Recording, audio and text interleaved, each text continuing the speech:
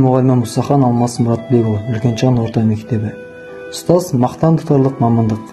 Ұстаздық ұлы іс деп Мұхтар Әуезов айтқандай, бұған лайық болу үлкен абырой, басты борышым. Ұстаздық дара жолын таңдап, білім ордасына келгеніме бір айдың жүзі болды. Еңбек жолымның алғашқы баспалдағы киелі мекен қасиет шаңырақ Үлкенчан орта мектебінде басталды. Білім берудің маңызды бөлшегінің бірі мейірімділік деп есептеймін. Жоллыққа, ізгілікке толы қатынас болса, білім тәжірибемен, ал тәжірибе шеберлік пен даналыққа алып келері сөзсіз.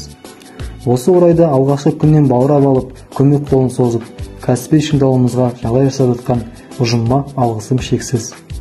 Абай атамыздың сен де бір кірпіш дүниеге кетігін тап та бар қалан сөзіне мән беріп қарасақ, әрбір адам өмірде өзінің орнын табуы керек.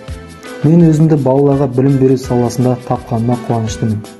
21 ғасыр мұғалімі дегеніміз жаңа заманға сай білімге ие, тың әдіс тәсілдер мен оқушыларды өз пәніне қызықтыра алатын маман деп ойлаймын. Менің жүрегімнің мектебі Үлкенчан орта мектебі. Себебі осы мектепте 11 жыл білім алып, қазір жас маман болып қызмет атқару үстіндемін.